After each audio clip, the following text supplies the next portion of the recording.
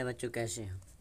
मैं पवन पंडित आप सभी का अपना YouTube channel number 1 education board पर स्वागत है। तो मैं आशा करता हूँ कि आप सभी स्वस्थ और तंदुरुस्त होंगे। तो यह क्लास जो है वह क्लास 12 इंग्लिश जो कि बिहार बोर्ड के लिए है, प्रोज सेक्शन है, यानी चैप्टर 1, जिसका नाम है इंडियन सिविलाइजेशन एंड कल्चर। तो इसी का लेखक परिचय देखने वाले हैं। बहुत ही सरल और आसान भाषा में समझेंगे। तो आप सभी इस क्लास को दोस्तों के पास शेयर कर देंगे ताकि सभी स्टूडेंट इस क्लास का लाभ ले सकें। जितना जल्दी हो सके आप सभी दोस्तों के पास क्लास को शेयर कर देंगे। जितना जल्दी हो सके दोस्तों के पास आप इसे शेयर कर देंगे। और चैनल पर नए होंगे तो आप सभी चैनल को सब्सक्राइब ज़रूर कर लेंगे और लाइक ज़रूर आप सभी कर दें। यह सब काम आप सभी को ज़रूर करना है। अपने दोस्तों के पास क्लास को शेयर कर देंगे और चैनल पर नए होंगे चैनल को सब्सक्राइब कर देंगे और लाइक नहीं किए जल्दी से आप सभी लाइक कर देंगे। तो यह क्लास 2026 के लिए बहुत ही महत्वपूर्ण होने वाली है। तो आप सभी इस क्लास को शुरू से लेकर अंत तक बने रहिएगा ताकि आपको यहाँ से एक भी प्रश्न नहीं छूटे। तो चलिए बिना टाइम वेस्ट किए क्लास को स्टार्ट करते हैं।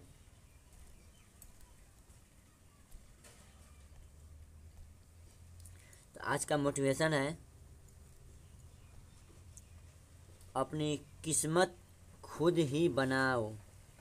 अपनी किस्मत खुद ही बनाओ, जो किस्मत में नहीं है वो पाकर दिखाओ। यानी अपना जो लक्ष्य बना है 2026 में लिए, वो अगर मान ले पाने के लिए, तो वह पाने के लिए आपको वह कर दिखाना पड़ेगा कि जी हमारा इस बार लक्ष्य है जो 2026 में 450+। तो आप सभी इस लक्ष्य तक पहुंच सकें। तो आपको यह काम कर दिखाना है। तो चलिए क्लास को स्टार्ट करते हैं। तो यह जो क्लास है वह प्रोज का है, जो कि पहला चैप्टर है इंडियन सिविलाइजेशन एंड कल्चर। तो इसी को हम लोग आज समझेंगे, यानी भारतीय सभ्यता एंड संस्कृति। चलिए स्टार्ट करते हैं। तो इसमें पहले समझेंगे हम। तो यह जो क्लास है, यह जो बुक है, वह बुक का नाम है रेनबो। तो यही रेनबो बुक जो है इसी प्रोज सेक्शन में पहला चैप्टर का नाम है इंडियन सिविलाइजेशन एंड कल्चर। तो इसी का आज लेखक परिचय यानी अबाउट राइटर के बारे में देखेंगे। तो समझते हैं इंडियन सिविलाइजेशन एंड कल्चर, यानी भारतीय सभ्यता एंड संस्कृति। जो इसके लेखक हो जाएंगे, याद रखिएगा, इंडियन सिविलाइजेशन एंड कल्चर, इसके लेखक हो जाएंगे महात्मा गांधी। याद रखिएगा, इनके लेखक हो जाएंगे महात्मा गांधी। अब समझते अबाउट राइटर यानी लेखक के बारे में। तो हम एक बात बता देते हैं, अगर आप सभी को इसका PDF चाहिए तो इसका लिंक नीचे डिस्क्रिप्शन में दे दिए हैं। वहाँ से जाकर आप सभी हमारे टेलीग्राम चैनल ज्वाइन कर लेंगे ताकि वहीं पर ही आपको इस क्लास का PDF मिल जाएगा। तो PDF के लिए आप सभी जाकर टेलीग्राम ज्वाइन कर लेंगे, जिसका लिंक नीचे डिस्क्रिप्शन में दिया गया है। तो वहीं आपको मिलेगा टेलीग्राम। और यह जो चैप्टर है इसका हम हिंदी और इंग्लिश दोनों लेकर आए हैं। यानी ऊपर हो गया हिंदी, अब बगल में इनका हिंदी भी है। तो इंग्लिश के साथ हिंदी भी आप सभी देखेंगे ताकि किसी भी चीज़ का परेशानी न हो। चलिए समझते हैं।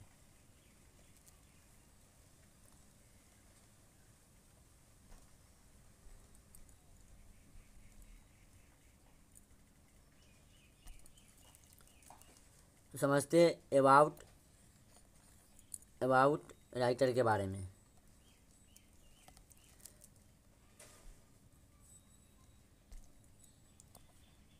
मोहनदास करमचंद गांधी, यानी पूछेगा महात्मा गांधी का पूरा नाम क्या है, तो याद रखिएगा मोहनदास करमचंद गांधी।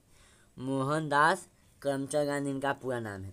अब पूछा जाएगा कि इनका जन्म कब हुआ था, तो याद रखिएगा मोहनदास करमचंद गांधी का जन्म 2 अक्टूबर 1869 को हुआ था और इनकी मृत्यु 30 जनवरी 1948 को। याद रखिएगा पूछा जाएगा इनका जन्म कब हुआ था, तो 2 अक्टूबर 1869 में जन्म हुआ था और मृत्यु कब हुई थी, तो 30 जनवरी 1948 को इनकी मृत्यु हुई थी। और पॉपुलर नो एज, यानी उन्हें जाने जाते, यानी वह जो है जिन्हें जाने जाते हैं, पॉपुलर नो एज यानी जिन्हें जाने जाते हैं, किस नाम से, क्या रखिएगा बापू और द फादर ऑफ नेशन। याद रखिएगा उन्हें जाने जाते हैं बापू और द फादर ऑफ नेशन, यानी उन्हें बापू के नाम से और राष्ट्रपिता के रूप में जाना जाता है। याद रखिएगा पूछा जाएगा आपसे ऑब्जेक्टिव यहाँ से कि किन्हें बापू और राष्ट्रपिता के नाम से जाना जाता है, याद रखिएगा Mahatma Gandhi.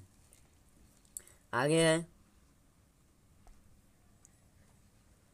Was more a spiritual leader, यानी was more a spiritual leader, और साथ ही साथ वह एक राजनेता से अधिक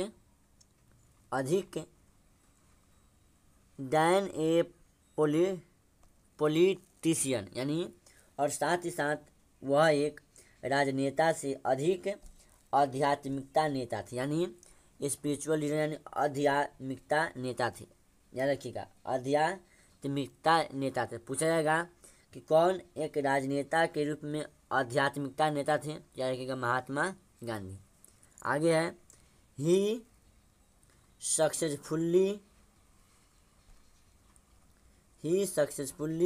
used truth and non violence as the chief weapons against, यानी ही सक्सेसफुल्ली यूज्ड, यानी उन्होंने सफलतापूर्वक यूज्ड यानी उपयोग यानी प्रयोग किया, किस चीज़ का, तो यहाँ से आपको पूछा जाएगा किस चीज़ का, याद रखिएगा तो ट्रूथ एंड नॉन वायलेंस, यानी सत्य और अहिंसा। याद रखिएगा सत्य और अहिंसा, ट्रूथ यानी सत्य और नॉन वायलेंस यानी अहिंसा। तो यहाँ से पूछा जाएगा आपसे ऑब्जेक्टिव कि कौन प्रयोग किए किसका, यानी ट्रूथ एंड नॉन वायलेंस यानी सत्य और अहिंसा को कौन अपनाए थे, याद रखिएगा महात्मा गांधी सत्य और अहिंसा को अपनाए थे। As the chief weapons against, यानी वह जो थे उन्हें भारत में ब्रिटिश शासन के खिलाफ मुख्य हथियार के रूप में सत्य और अहिंसा को अपनाए थे। यही है, यानी पूछा जाएगा कि कौन मुख्य, यानी महात्मा गांधी का मुख्य हथियार क्या था, तो याद रखिएगा ट्रूथ एंड नॉन वायलेंस यानी सत्य और अहिंसा।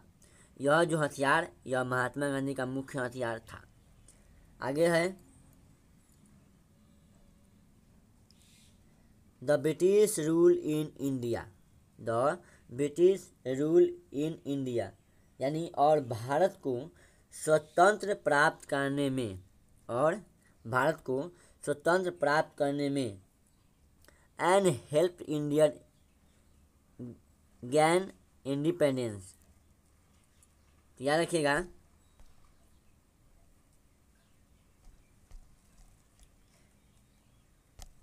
यानी the British rule in India और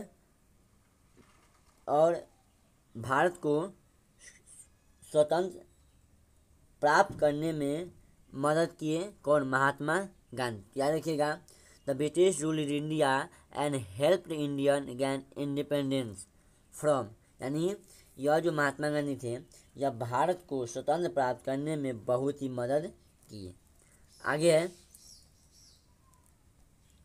1915 टिल 1948 ही कम्प्लीटली डोमिनेटेड इंडियन पॉलिटिक्स, यानी 1915 टिल यानी से, तो 1915 से 1948 ही कम्प्लीटली यानी 1915 से 1948 तक ही कम्प्लीटली वह पूरी तरह से डोमिनेटेड इंडियन पॉलिटिक्स, पूरी तरह से भारतीय राजनीतिक पर हावी रहे।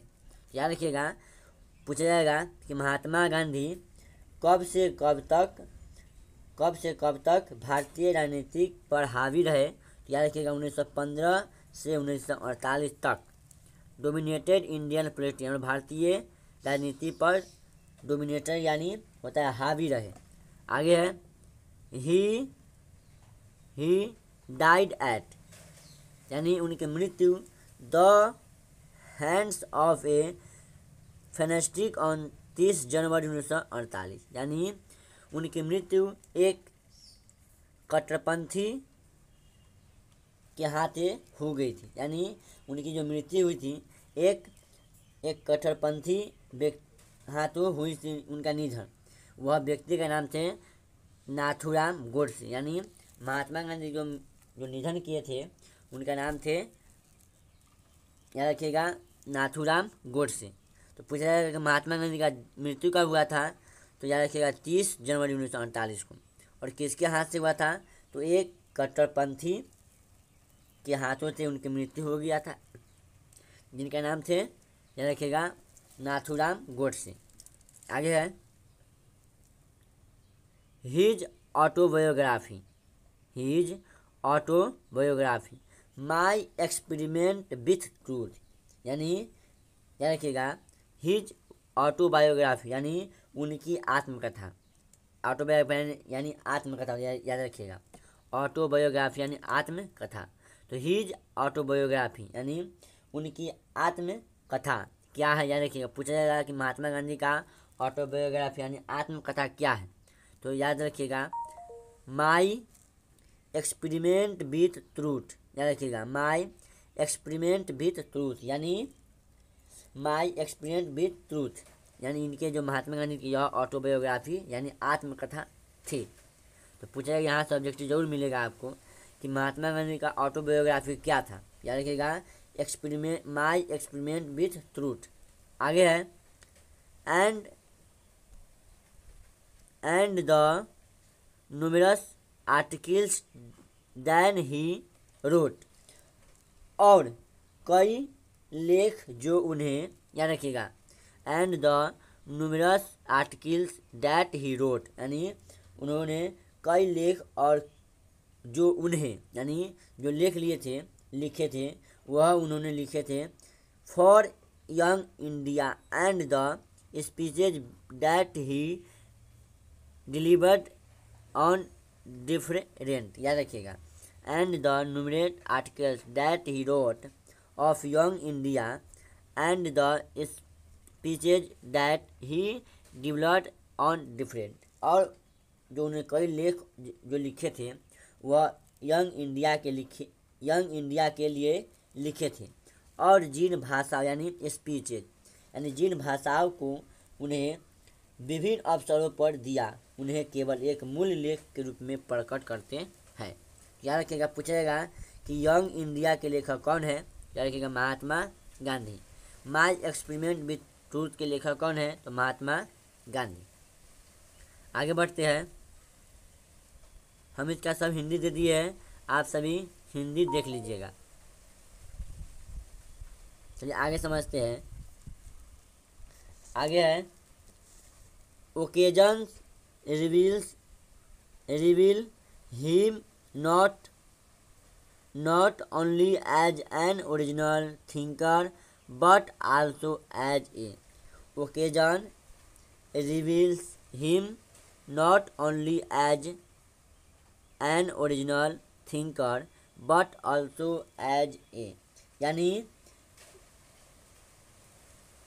यानी यो जो थे इन्हें, लेकिन यह भी एक जो थे उन्हें केवल एक मूल लेखक के रूप में प्रकट करते हैं। यानी occasion reveal him not only as a original thinker but also as a, यानी वह उन्हें एक केवल मूल लेखक के रूप में प्रकट करते हैं। Great master of the chest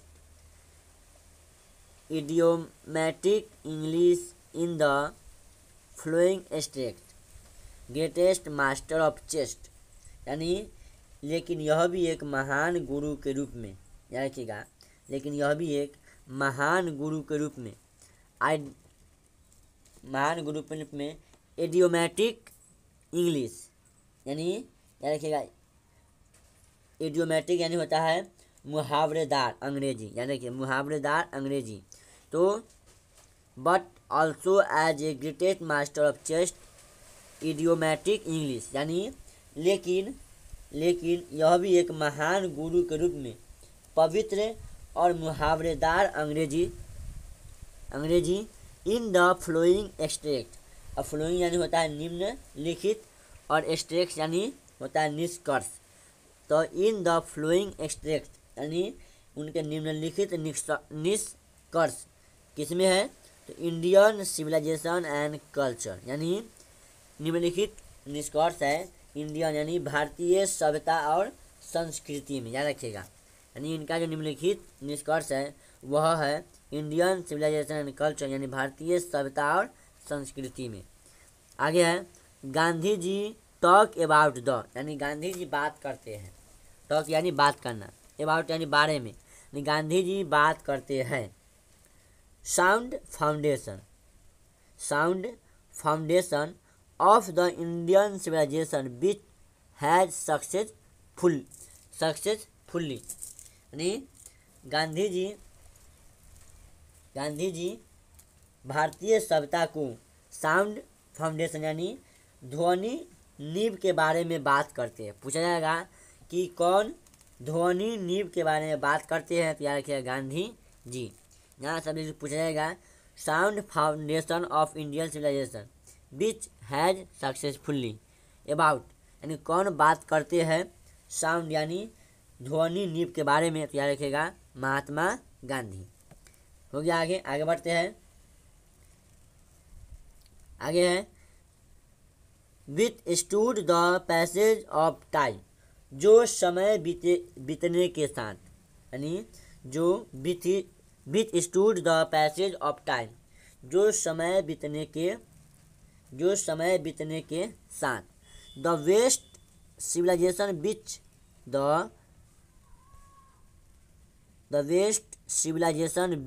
has a tendency to privilege, याद रखिएगा द वेस्ट सिविलाइजेशन, यानी वेस्ट यानी मतलब पश्चिमी और सिविलाइजेशन यानी सभ्यता, तो याद रखिए द वेस्ट सिविलाइजेशन यानी पश्चिमी सभ्यता which has the tendency to privilege, तो जो समय बीतने के साथ सफलतापूर्वक समाप्त हो गई है, जो कि पश्चिमी सभ्यता जिसमें भौतिकता की विशेषाधिकार की प्रवृत्ति है, यानी the west civilisation which has the tendency to privilege, यानी जो समय बीतने के साथ साथ जो सफलतापूर्वक समाप्त हो गई है, जो कि पश्चिमी सभ्यता जिसमें भौतिकता की विशेषाधिकार की प्रवृत्ति है।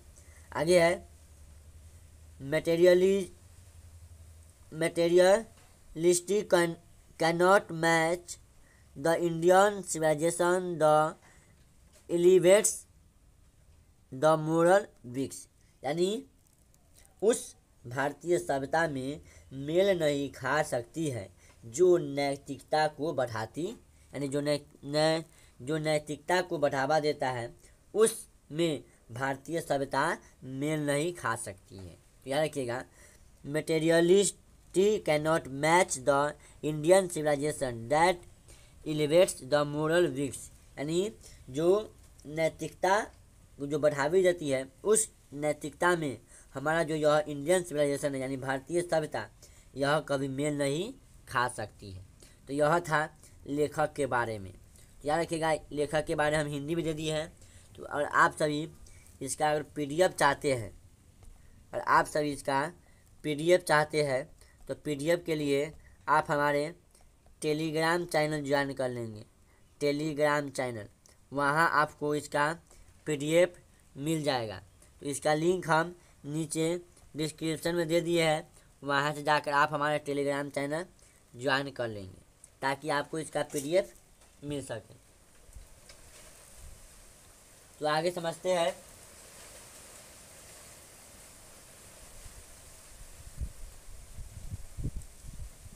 तो यह था लेखक के बारे में, हम यहाँ पर दे दिए हिंदी सब। हिंदी के बारे में आप देख लीजिएगा। चलिए आगे अब कुछ नो योर राइटर, यानी राइटर के बारे में कुछ ऑब्जेक्टिव है, उसका हम सॉल्व करते हैं। तो समझते हैं।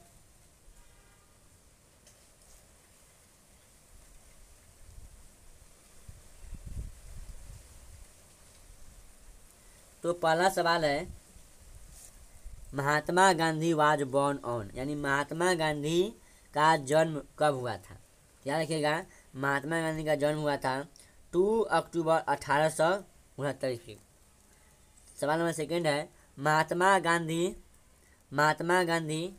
डाइड ऑन, यानी महात्मा गांधी का मृत्यु कब हुआ था।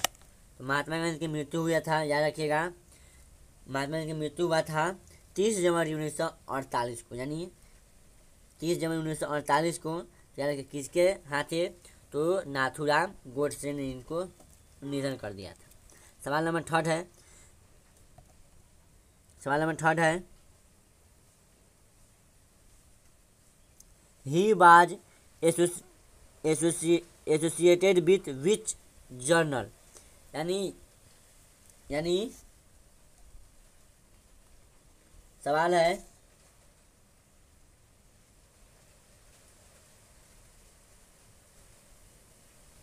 He was associated with which journey, यानी कौन है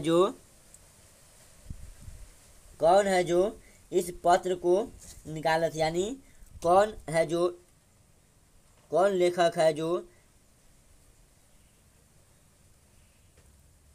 एसोसिएटेड यानी होता है, बताते हैं अभी। अब समझते हैं नो योर राइटर, यानी राइटर के बारे में कुछ ऑब्जेक्टिव है जो कि जान लेते हैं। पहला सवाल है, Mahatma Gandhi was born on, यानी महात्मा गांधी जी का जन्म कब हुआ था। तो इनका जन्म हुआ था, आप सभी को मालूम होगा, 2 अक्टूबर 1869 ईस्वी को।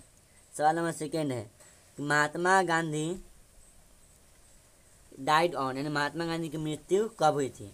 तो महात्मा गांधी की मृत्यु हुआ था 30 जनवरी 1948 को, यानी 1948 में।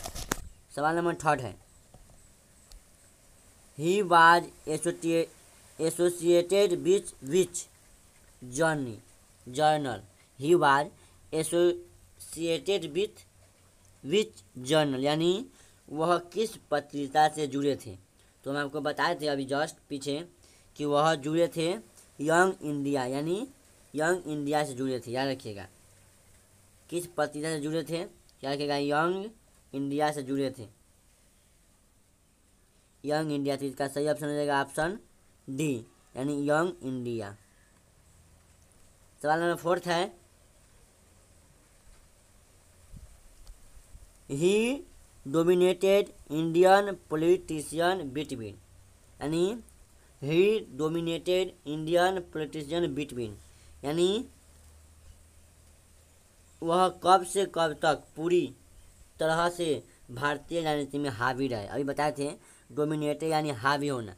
तो यह जो महात्मा गांधी थे वह कब से कब तक अपने भारतीय राजनीतिक में हावी रहे थे। तो हम बताए थे अभी जस्ट बताए थे 1915 से रहे थे 1948 तक। तो इसका सही ऑप्शन हो जाएगा ऑप्शन बी। इसका सही ऑप्शन बी हो जाएगा, ऑप्शन बी हो जाएगा। 4 का सही ऑप्शन हो जाएगा, कौन हो जाएगा, तो बी इसका हो जाएगा सही। 1915 से 1948 तक जो महात्मा गांधी थे वह भारतीय राजनीति में हावी रहे थे। सवाल नंबर 5 है, he was more a dash dash than politician, यानी he was more a dash dash than politician, यानी वह एक राजनेता से कहीं अधिक से, यानी हम बताए थे अभी कि वह राजनेता के साथ साथ और कौन सा नेता थे, तो हम बताए थे वह थे एक स्पिरिचुअल नेता, यानी आध्यात्मिकता नेता। याद रखिएगा, यानी वह राजनेता के अलावा आध्यात्मिकता नेता भी थे। कौन? तो महात्मा गांधी। तो सवाल नंबर आगे है, सवाल नंबर 6 है, he is our father of nation, यानी भारतीय राष्ट्रपिता के रूप में। Also he is popular known as, यानी उन्हें तो राष्ट्रपिता के रूप में जाना जाता है, लेकिन और किस नाम से जाना जाता है, तो हम बताए थे कि और जाना था बापू के नाम से। तो इसका सही हो जाएगा ऑप्शन सी, बापू के अलावा, यानी राष्ट्रपिता के अलावा इन्हें बापू के नाम से भी लोग जानते हैं।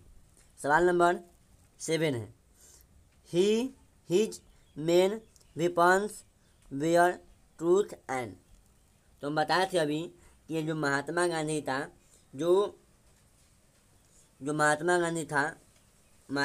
के मुख्य हथियार, यानी हिज मेन वेपन्स, यानी महात्मा गांधी का मुख्य हथियार क्या था, तो एक था ट्रूथ, और क्या था, तो ट्रूथ एंड नॉन वायलेंस, यानी सत्य और अहिंसा। याद रखिएगा, पूछा जाएगा कि महात्मा गांधी का मुख्य हथियार क्या था, तो ट्रूथ एंड नॉन वायलेंस, यानी सत्य और अहिंसा। सवाल नंबर 8 है, ही वाज एसेनेटेड बाय ए फैनेस्टिड, यानी उन्हें किसके हाथों से मृत्यु हुई थी, यानी वह कौन थे कट्टरपंथी जो महात्मा गांधी को निधन कर दिए थे, तो हम बताए थे अभी नाथूराम गोडसे। तो 8 का सही ऑप्शन हो जाएगा ऑप्शन बी, यानी नाथूराम गोडसे, जो कि एक कट्टरपंथी थे जो महात्मा गांधी का निधन किए थे। आगे सवाल नंबर 9, सवाल 9 है, what is a name of the autobiography of Mahatma Gandhi. हम बताए थे कि महात्मा गांधी का ऑटोबायोग्राफी यानी होता है आत्मकथा। याद रखिएगा, ऑटोबायोग्राफी यानी आत्मकथा। तो महात्मा गांधी का ऑटोबायोग्राफी का नाम क्या है, तो बताए थे माई एक्सपेरिमेंट विथ ट्रूथ। यह हो जाएगा महात्मा गांधी का आत्मकथा। तो इसका सही हो जाएगा option B, my experiment with truth, जो कि महात्मा गांधी का ऑटोबायोग्राफी है। आगे सवाल number 10, the exited chapter has been taken from, the exerted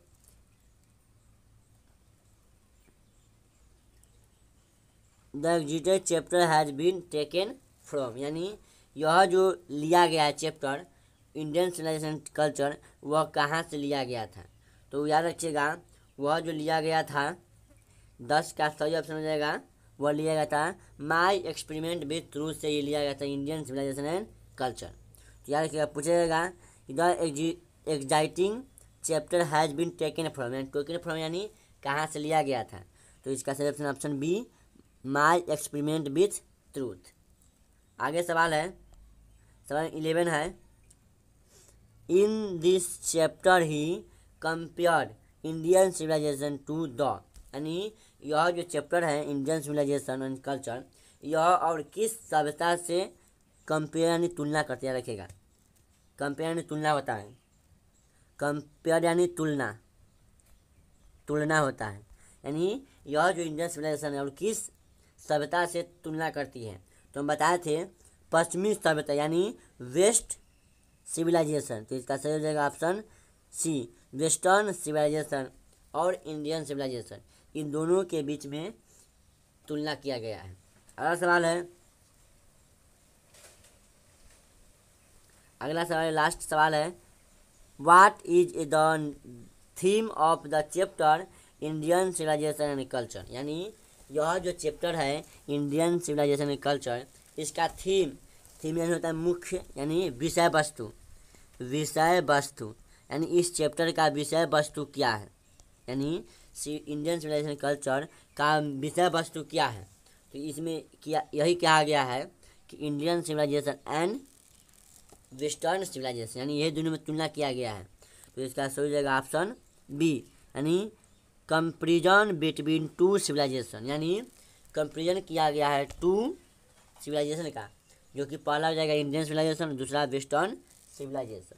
तो यह था महात्मा गांधी के बारे में कुछ ऑब्जेक्टिव। तो इसका हम आंसर भी दे दिए है, आपसे भी जाकर जब बनाइएगा तो उसका आपसे आंसर देख लीजिएगा। चलते आगे की ओर, अब समझते हैं इसका थीम क्या है। थीम, तो थीम मतलब होता है विषय वस्तु, यानी यह जो चैप्टर है इस चैप्टर का मुख्य मीनिंग क्या है, विषय वस्तु क्या है।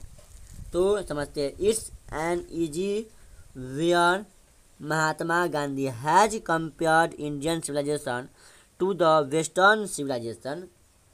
वेस्टर्न सिविलाइजेशन यानी यह जो एक लेख है जो महात्मा गांधी ने लिखे है, भारतीय सभ्यता की तुलना पश्चिमी सभ्यता से की है। याद रखिएगा, पूछेगा कि महात्मा गांधी ने भारतीय सभ्यता की तुलना और किस सभ्यता से की है।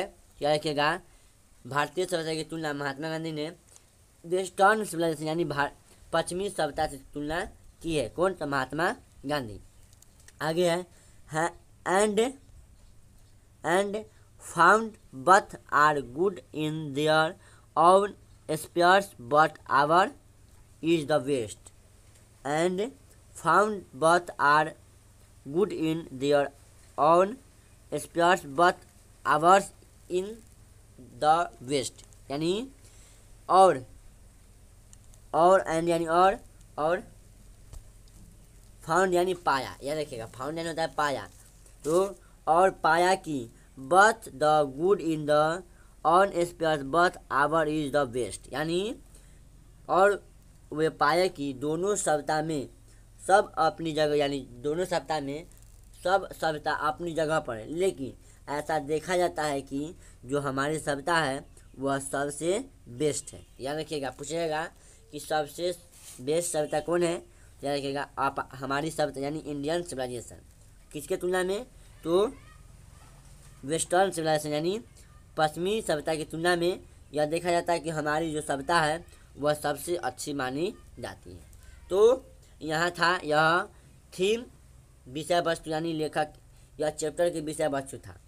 तो इसके तो बता दिए। अब यहाँ से होता है लेसन स्टार्ट। तो इसका लेसन स्टार्ट हम पार्ट 2 में करेंगे। तो आपसे बताइएगा कि आप सभी को क्लास कैसा लगा। बताइएगा आप सभी को कि यह जो क्लास कैसा लगा, क्लास कैसा लगा। आप सभी ज़रूर इसका जवाब दीजिएगा कमेंट में। आप सभी जवाब इसका ज़रूर दीजिएगा कमेंट में कि आज का क्लास कैसा लगा। बताइएगा, क्या इसका पार्ट 2 लेकर आया जाए। इसका पार्ट 2 लेकर आया तो आप सभी लिखिएगा कमेंट में कि यस सर पार्ट 2 लेकर आइए। तो हम इसका पार्ट 2 लेकर आएंगे, फुल एक्सप्लेनेशन इन हिंदी, यानी लाइन बाय लाइन एक्सप्लेनेशन करेंगे जो हिंदी के साथ। तो आप सभी जरूर बताइएगा, आपसे जरूर बताइएगा कि आज का क्लास कैसा लगा। तो और आप सभी को इसका PDF चाहिए तो PDF के लिए हम बता रहे हैं टेलीग्राम चैनल आप सभी जाकर ज्वाइन कर लेंगे, जिसका लिंक हम नीचे दे दिए हैं डिस्क्रिप्शन में नीचे। वहाँ से जाकर आपसे हमारे टेलीग्राम चैनल ज्वाइन कर लेंगे, वही आपको इसका PDF डाल दिया जाएगा। और तो मिलते हैं नेक्स्ट वीडियो में। तो आप सभी को थैंक यू।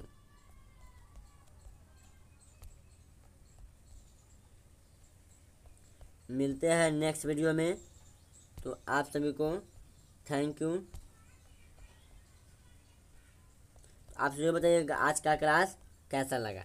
तो हम पार्ट 2 लेकर जरूर आएंगे। आपसे बस कमेंट कर दीजिएगा कि क्या पार्ट 2 लाया जाए। तो मिलते हैं नेक्स्ट वीडियो में। आज तक इतना ही, धन्यवाद।